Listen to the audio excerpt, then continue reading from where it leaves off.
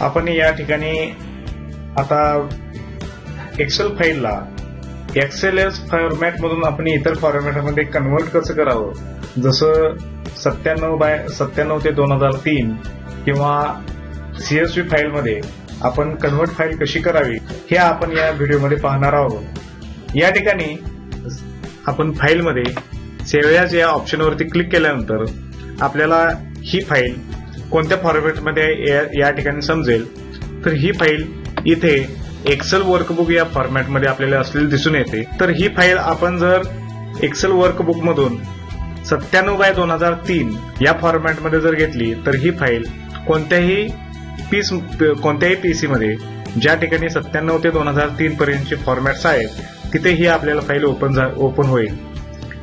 आपण या फॉर्मॅटमध्ये सिलेक्ट करून सेव्ह यावरती क्लिक केलं तर ही फाईल आपल्याला 97 ते 2003 वर्कबुक मध्ये सेव्ह झालेली दिसून येते। त्याचप्रमाणे या ठिकाणी वेबपेज फॉर्मॅटमध्ये सुद्धा आपल्याला सेव्ह करता येते।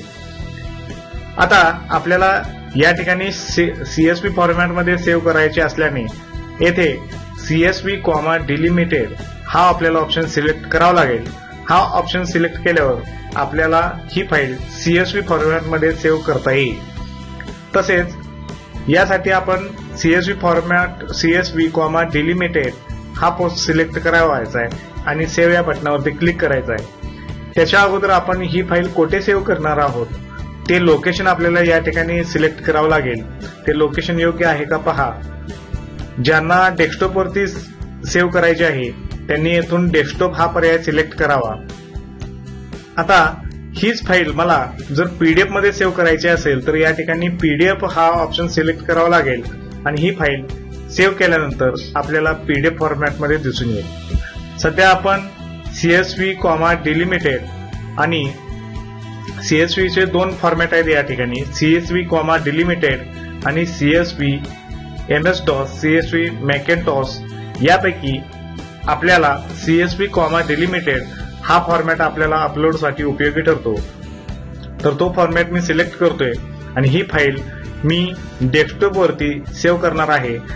आता ही फाईल सेव्ह केल्यानंतर मला ही फाईल डेस्कटॉप वरती मिळालेली दिसून येईल। तर ही फाईल आता आपण डेस्कटॉप वरती पाहू शकणार आहे।